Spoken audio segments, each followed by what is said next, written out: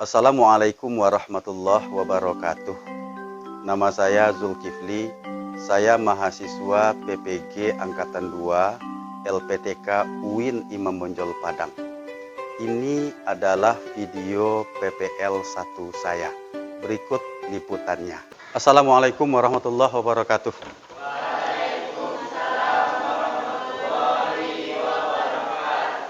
Ada sehat semua Nanda? Tolong kondisikan lokal kita ya, yang mejanya tidak lurus, luruskan dulu. Nah, luruskan. Kalau ada sampah, tolong kita pilih terlebih dahulu. Pokoknya lokal kita ini nyaman untuk belajar. Kita mulai kegiatan kita pagi ini dengan membaca basmalah.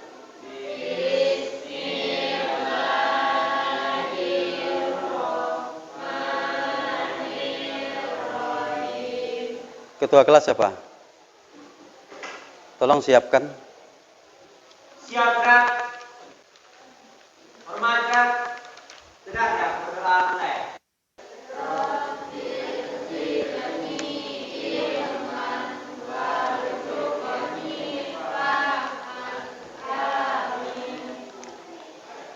Siapa yang tidak hadir pada hari ini?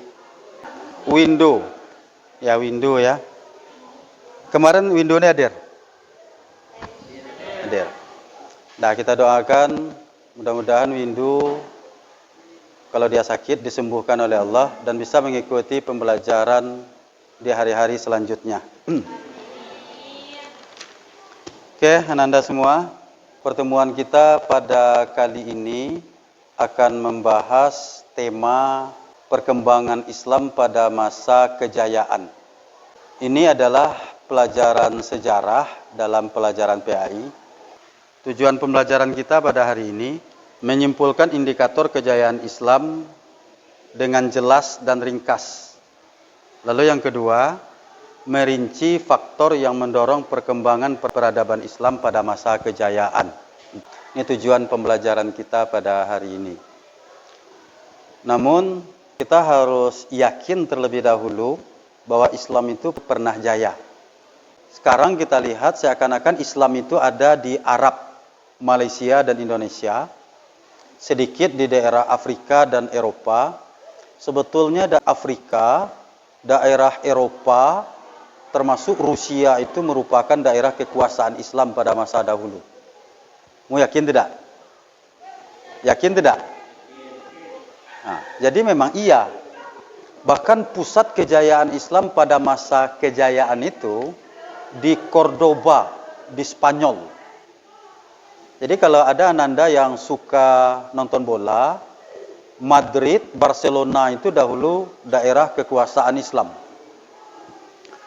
Termasuk Rusia, itu banyak umat-umat Islam yang ada sekarang itu, seperti Khabib Nurmagomedov itu, ini sisa-sisa kejayaan Islam di Rusia itu.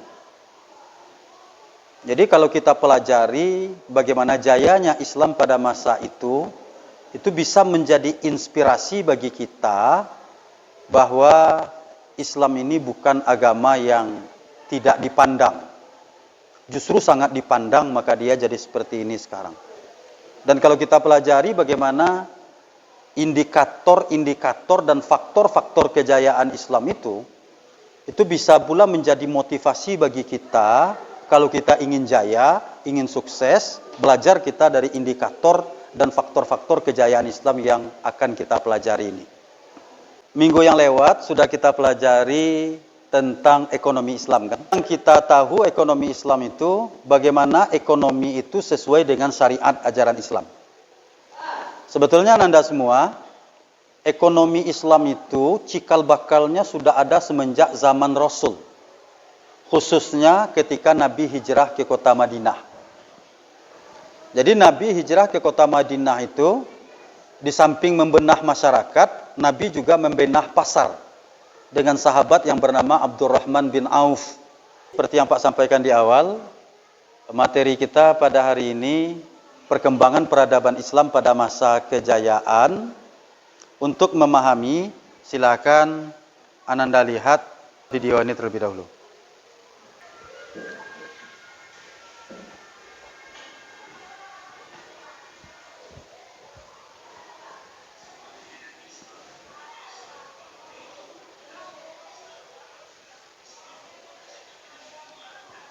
Bisa dipahami video tadi itu? Bisa dipahami kapan terjadinya kejayaan Islam itu? Bisa? Apa indikator kejayaan Islam itu?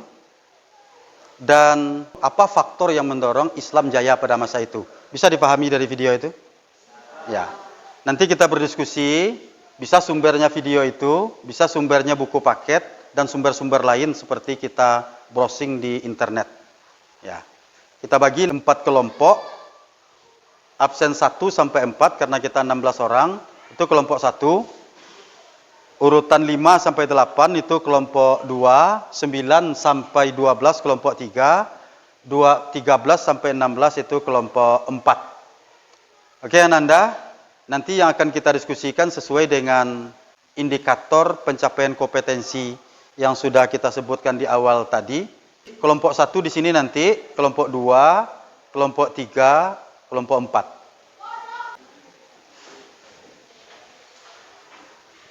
Dah, selesaikan. Pahami 1 nanti presentasi. Yang lain boleh menanggapi. Ananda berdiskusi itu akan dinilai bagaimana keaktifan, bagaimana kekompakannya, bagaimana kontribusinya dalam diskusi itu.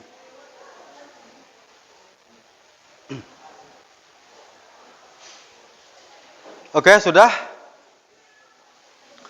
Kalau sudah selesai berdiskusi, kita presentasi, satu orang mewakili membaca di depan, suaranya harus lantang, dan dari kelompok lain nanti menanggapi atau bertanya. Kalau seandainya yang berdiri ke depan tidak bisa menjawab, boleh dibantu oleh anggota kelompoknya. Nah, silakan. Kelompok 1 dulu. Assalamualaikum warahmatullahi wabarakatuh.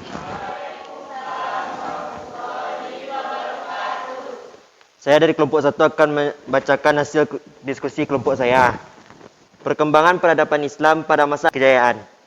1. Waktu perkembangan peradaban Islam pada masa kejayaan. Perkembangan Islam zaman kejayaan terjadi sekitar tahun 750 sampai 1258 Masehi. Lebih dari 500 tahun umat Islam pernah berada pada zaman kejayaan. Mengapa dikatakan zaman kejayaan Islam? Karena dalam rentang waktu tersebut umat Islam menguasai dunia dalam berbagai bidang, seperti bidang politik, ekonomi, sosial, dan berbagai jenis ilmu pengetahuan modern. 2. Faktor-faktor yang mendorong perkembangan Islam pada masa kejayaan. 1. Dorongan semangat membaca. 2. Ilmu berasaskan tauhid. 3. Panduan Al-Quran dan Sunnah. 4. Keterbukaan dan kreativitas umat Islam. 5. Gerakan penerjemah. Sekian dari saya kelompok 1.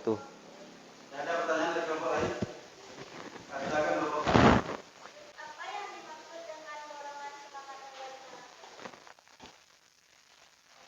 Bisa jawab? Boleh dibantu teman-teman, Pak? Silakan. Karena membina paham dan masyarakat yang dituliskan sama tadi sedangkan dalam surat Ada kedengaran kelompok 4? Karena dorongan semangat membaca umat Islam pada masa itu tinggi, sebab mereka paham dengan filosofi Iqra, surat pertama kali turun. Ada pertanyaan lain dari kelompok 3? Nah, silakan. apa yang dimaksud dengan ilmu yang berasaskan tauhid? Semua ilmu itu berasal dari Allah. Semakin dalam kita memperdalam ilmu, maka semakin kenal kita dengan Allah. Masih ada pertanyaan lain? Tidak, kalau begitu kita beri aplaus kepada kelompok 1. Ambil tempatnya. Kelompok lain lagi ya? Ambil 2, 3, 4. Dan kalau kelompok 2 tampil, kelompok lain menanggapi. Karena kita sudah selesai berdiskusi, selanjutnya silahkan simpulkan perjalanan diskusi kita tadi untuk sebagai ilmu dan bahan ujian bagi kita bersama. Tentang periode sejarah umat Islam itu. Pertama disebut dengan periode klasik. Periode klasik itu dari sejak zaman Nabi sampai tahun 1258. Namun tahun 750 sampai 1258 itu disebut dengan periode kejayaan atau masa kejayaan Islam. Jadi berapa tahun itu? Dari 750 sampai 1258 itu? Ya, 508 tahun. Yang kedua disebut dengan periode pertengahan dari tahun 1258 sampai 1800. Nah, ini disebut dengan masa kemunduran. Lalu yang ketiga, periode modern tahun 1800 sampai sekarang.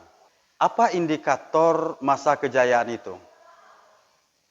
Islam itu dikatakan jaya pada masa itu karena pada masa itu umat Islam menguasai dunia dalam seluruh bidang. Apakah itu bidang angkatan perang, bidang sosial, politik, ekonomi, dan di bidang ilmu pengetahuan umum lainnya. Nah, itu sebabnya Islam itu dikatakan jaya pada masa itu. Lalu faktor yang mendorong kejayaan Islam itu, yang pertama, dorongan semangat membaca umat Islam pada masa itu sangat tinggi. Nah, ini yang disebut dengan filosofi Iqra. Mereka paham betul dengan perintah Allah dalam surat Al-Alaq ayat pertama kali turun yang berbunyi Iqra, baca olehmu. Umat Islam paham betul membaca adalah jendela ilmu pengetahuan. Mereka sangat rajin membaca pada masa itu sehingga rajin membaca itu menghantarkan mereka kepada kesuksesan dan kejayaan. Lalu yang kedua, ilmu berazaskan tauhid. Maksudnya, ilmu itu bersumber dari Allah yang satu. Semakin dalam kita mempelajari ilmu pengetahuan itu, kita akan semakin mengenal Allah. Lalu yang ketiga, panduan Al-Quran dan Sunnah. Banyak ayat-ayat Al-Quran dan hadis-hadis Nabi yang menggiring kita untuk bisa menuntut ilmu dan bisa maju. Di antara contoh ayat Al-Quran itu adalah surat Al-Mujadalah ayat 11. Yarfa'illahu allazina amanu minkum wallazina utul ilma darajat. Allah akan mengangkat derajat orang-orang yang beriman dan berilmu di antara kamu beberapa derajat. Contoh hadis Nabi, utlubul ilma minal mahdi ilal lahdi. Tuntutlah ilmu dari ayunan sampai ke liang lahat. Untuk maju, Nabi mengatakan, al-mu'minul qawi khairu wa ahabbu ilallah minal mu'minid dha'if. Orang mukmin yang kuat itu lebih baik dan lebih dicintai Allah daripada orang mukmin yang lemah. Lalu yang keempat, keterbukaan dan kreativitas umat Islam. Umat Islam pada masa itu terbuka menerima perubahan, pembaharuan dari kerajaan-kerajaan lain yang telah maju pada masa itu. Seperti kerajaan Romawi, Persia, dan Yunani. Yang dimaksud dengan kreativitas itu, umat Islam pada masa itu sangat kreatif. Melakukan eksperimen, percobaan, sehingga kreativitas mereka itu yang mengangkat umat Islam mencapai puncak kejayaan pada masa itu. Dan yang kelima, gerakan penerjemahan. Maksudnya, literatur-literatur asing itu diterjemahkan ke dalam bahasa Arab yang merupakan bahasa pemersatu umat Islam pada masa itu. Bahkan yang bisa menerjemahkan baku bahasa asing itu ke dalam bahasa Arab diberi reward yang sangat tinggi. Kalau dia menerjemah buku itu beratnya 1 kilo, maka mereka mendapatkan emas seberat 1 kilo. Ini terjadi pada masa pemerintahan Khalifah Harun ar-Rasyid dan Al-Ma'mun. Jadi itu penguatan dari Bapak. Selanjutnya kita melakukan post-test. Silahkan kamu isi dalam waktu 5 menit.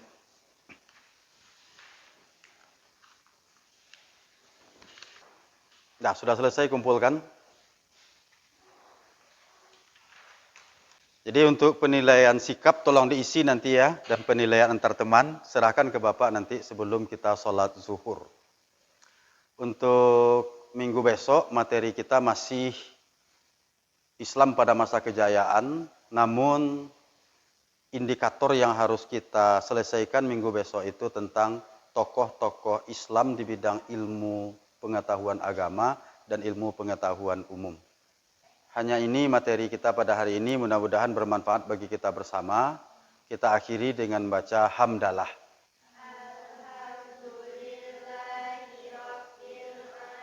Terima kasih, mohon maaf, billahi taufik wal hidayah. Wassalamualaikum warahmatullahi wabarakatuh.